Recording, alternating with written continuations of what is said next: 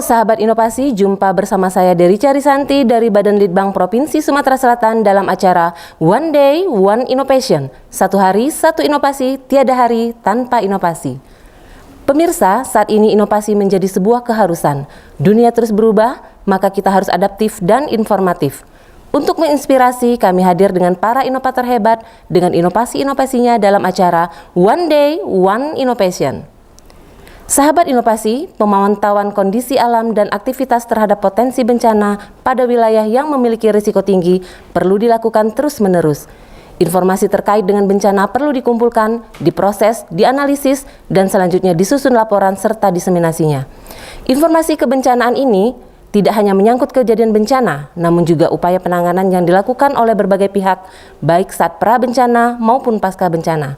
Pada proses ini perlu adanya tim reaksi cepat atau TRC. Baik, apa itu TRC? Mari kita sapa narasumber kita hari ini, Bapak Wibowo SPD, SKM MKes dari Badan Penanggulangan Bencana Daerah Provinsi Sumatera Selatan. Selamat datang Pak Wibowo. Selamat pagi, Mbak. Sehat Bapak? Alhamdulillah. Alhamdulillah Pak. Baik Bapak, ini inovasinya mengenai TRC, tim reaksi cepat.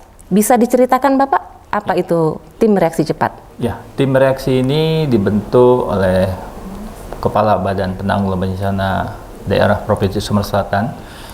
Itu berdasarkan dari peraturan Kepala BNPB nomor 10 tahun 2008, di mana TRC ini diberikan kewenangan untuk melakukan pengidentifikasi di lokasi bencana, termasuk luasnya bencana, kerusakan apa saja yang terjadi diakibatkan oleh bencana, serta melakukan evakuasi, serta memberikan bantuan kebutuhan dasar sementara kepada korban bencana tersebut. Oh, baik Bapak, dalam tim TRC tersebut siapa saja yang terlibat? Apakah harus dari instansi, ASN, ataupun dari masyarakat?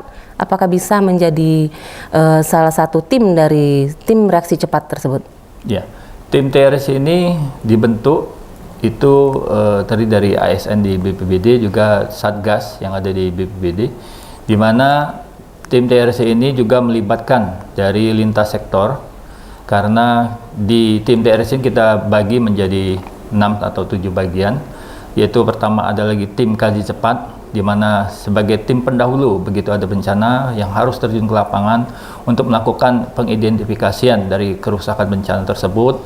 Kemudian ada lagi yang namanya tim penanggulangan bencana, di mana di sana tim ini bertugas melakukan kegiatan pengevakuasian, penyelamatan korban bencana. Kemudian ada lagi yang namanya Satgas dari tim kesehatan dan trauma center. Ya. Juga ada lagi yang namanya tim Satgas dari dapur umum. Jadi masih banyak lagi, dan juga didukung oleh lintas sektoral seperti TNI, ya, Polri, SAR, kemudian Dinas Sosial, ya, kemudian ada lagi yang dari Bulog untuk logistik, kemudian ada lagi Satgas peralatan dan logistik untuk membawa peralatan-peralatan ke lokasi bencana. Itu, Mbak. Ya, jadi semuanya terlibat, Pak ya? Semuanya terlibat. Iya, ini kan tim TRC berdomisilinya ada di Palembang ya, Sumatera Selatan. Bagaimana dengan apabila terjadi bencana alamnya ada di kabupaten, Pak? Apakah ada tim kecil yang berada di 17 kabupaten kota? Iya, jadi tim TRC ini sudah kita bentuk juga dan sudah kita sebar di beberapa kabupaten. Itu di tiap kabupaten sudah ada tim TRC, mungkin skalanya ataupun anggotanya tidak terlalu besar seperti yang di provinsi, tetapi mereka sangat berarti sekali, ya, di mana untuk pertama kali di lokasi kejadian mereka akan tampil, di mana mereka melaporkan langsung ke BPBD Provinsi Sumatera Selatan melalui Pusdalop, ya, tentang situasi kondisi terkini dari lokasi bencana tersebut. Jadi dengan adanya data yang masuk melalui dari BPBD Kabupaten Kota, melalui TRC-nya ke Pusdalop, kemudian kita analisa, kemudian kita melakukan koordinasi dan minta arahan kepada pimpinan untuk melakukan tindakan lebih lanjut dalam hal kegiatan penanggulangan bencana. Ya, seperti itu Pak ya? Iya. Ya, apakah tim TRC ini dikukuhkan dengan SK Pak? Iya, Ini kita tim TRC ini kita di SK-kan melalui Kepala Badan Penanggulangan Bencana Daerah Provinsi Sumatera Selatan. Iya, ini bagaimana Pak mekanisme pelaksanaannya? Dari mendapat kabar, terus bagaimana prosesnya Pak? Ya, jadi untuk informasi kebencanaan ini kita bisa dari berbagai lintas sektor ataupun dari masyarakat. Jadi masyarakat bisa juga melaporkan ke BPBD Kabupaten Daerah setempat. Kemudian nanti ada juga dari lembaga swadaya masyarakat juga yang melaporkan adanya bencana. Kemudian dari BPBD Kabupaten Kota akan melaporkan ke kami melalui Pusdalop.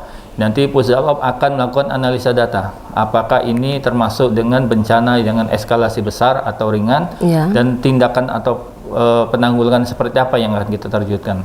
Seperti itu. Iya Bapak, selama ini apa sih yang menjadi hambatan atau ada kendala di lapangan pada saat mungkin mengevakuasi atau bertugas di lapangan?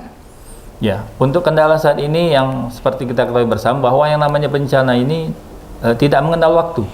Iya. Jadi 24 jam, jadi kadang siang, kadang sore, kadang malam, kadang fajar. Oleh sebab itu, untuk mengatasi daripada kendala ini, kami sebagai petugas Satgas di tim TRC juga memberlakukan untuk piket 24 jam, di mana selalu menerima laporan dan termasuk juga untuk segera melakukan tindakan, tidak menunggu sampai pagi hari kalau memang kejadiannya malam, jadi fajar sudah kita berangkat. Seperti itu. Kemudian yang kedua, masalah anggaran. Anggaran kita memang masih sangat terbatas. Dan untuk itu kami untuk solusinya kita melakukan kegiatan dengan berkolaborasi dengan kegiatan-kegiatan yang lain. Mungkin begitu Mbak. Seperti itu Pak ya. Itu hambatan di lapangan misalnya Pak, apabila kita berada di lokasi bencana, namun lokasi itu sulit dijangkau, tidak bisa masuk kendaraan, dan bagaimana sih cara menanggulangi hal tersebut? Iya. Jadi ini contoh kasus seperti kejadian kasus Karhutla. Jadi Karhutla ini adalah kebakaran hutan dan lahan, di mana lokasi kebakaran hutan dan lahan ini tidak semudah yang kita bayangkan. Tidak seperti di perkotaan, jalannya yang mulus, aksesnya mudah. Di sini jalannya cukup ekstrim. Kadang-kadang kita membawa mobil tangki yang terpater ya, atau terbenam bannya sehingga tidak bisa menuju lokasi. Oleh sebab itu kita dalam melakukan penanggulangannya, kita bekerja sama dengan Satgas kita yang di udara, yaitu dengan melakukan heli waterbombing ya, untuk pemadaman tersebut. Tetapi selagi bisa masih lakukan pemadaman via darat, tetap kita lakukan dengan memanfaatkan pertama embung-embung air yang ada di lokasi, kemudian kanal-kanal faret di perkebunan atau di lahan itu kita gunakan untuk memadamkan air tersebut. Demikian Pak. Iya Pak Wibowo, begini Pak, bagaimana saat ini kan sering isu yang sangat santer ini pemanasan global yang menyebabkan titik-titik api yang berada di lahan-lahan gambut Pak ya. Kemudian bagaimana sih selama ini solusi yang sudah dijalankan untuk mengatasi sebelum terjadi bencana? Iya, jadi untuk mengatasi pemanasan global ini, kita selalu menghimbau kepada masyarakat untuk selalu menjaga alam, karena dengan kita menjaga alam, alam akan menjaga kita. Ini terbukti.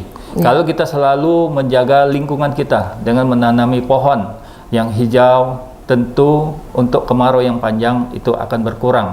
Sehingga air di lahan gambut itu akan selalu tersedia, tidak melakukan perusakan lingkungan dengan cara membuka lahan sembarangan. Artinya kita harus benar-benar diteliti, kemudian jangan sampai membuka lahan itu malah mengurangi air di lahan tersebut. Iya baik Bapak. Saat ini apa sih harapan Bapak agar pelaksanaan tim TRC ini terus berjalan dengan lancar? Ya, harapan saya tim TRC ini supaya dapat berjalan lancar adalah agar kiranya tim TRC ini dapat diberdaya gunakan. Artinya tim TRC ini dapat berjalan sesuai dengan tupoksinya, di mana sampai saat ini tim TRC sangat dibutuhkan di lapangan dalam hal penanggulangan, baik itu penanggulangan banjir dan tanah longsor maupun kebakaran hutan dan lahan. Dan saya ucapkan terima kasih Ya. kepada Bapak Gubernur, Wakil Gubernur, kemudian Bapak Sekda yang telah memberikan kesempatan kepada kami untuk melaksanakan tugas untuk mengabdi kepada nusa dan negara. Baik Pak Wibowo, satu pertanyaan lagi Pak. Dengan adanya tim TRC ini, apa sih yang sudah dirasakan oleh masyarakat? Ya, dengan tim TRC ini masyarakat sangat terbantu sekali. Di mana kita lihat di beberapa kejadian di kabupaten kota, yaitu contoh adanya korban tenggelam di sungai, itu Ya. di mana untuk pertama kali masyarakat mengenal adalah BPBD. Ya. Maka masyarakat melapor ke BPBD, maka tim TRC dengan pertama kali langsung menuju ke lokasi di mana korban tenggelam untuk dilakukan pencarian. Iya. Dalam hal pencarian ini kita menggunakan sarana dan prasarana seperti perahu karet, mesin, kemudian dengan life jacket, kemudian juga dengan petugas TRC-nya yang sudah dilatih dalam hal pengevakuasian korban di sungai yang tenggelam itu. Iya, wah luar biasa Pak ya. Jadi tugas dan tanggung jawab tim TRC ini sangat bermanfaat bagi masyarakat kita. Terima kasih Pak Wibowo telah hadir di podcast kami. Kami tunggu inovasi-inovasi selanjutnya Pak. Tetap menginspirasi. Semoga semakin sehat ke depannya dan tetap menjalankan protokol kesehatan ya Pak ya. Iya. Baik sahabat inovasi, informasi kebencanaan tidak hanya menyangkut kejadian bencana, namun juga upaya penanganan yang dilakukan oleh berbagai pihak, baik pada saat pra-bencana maupun pasca bencana. Pada proses ini perlu adanya tim reaksi cepat yang melaksanakan pengkajian secara cepat dan tepat di lokasi bencana dengan mengidentifikasi cakupan lokasi bencana, jumlah korban, kerusakan sarana dan prasarana, gangguan terhadap fungsi pelayanan umum, serta pemerintahan dan analisis kebutuhan sosial dan perlindungan sosial. TRC diharapkan memegang kuat prinsip cepat dan tepat, akurat, koordinatif, kooperatif, transparansi, dan akuntabel. Baik pemirsa, kita masih punya jurus 4S. Setiap orang adalah inovator, setiap masalah peluang inovasi, setiap solusi harus sinergi, dan setiap inovasi harus konkret hasilnya. Demikian pemirsa, salam inovasi.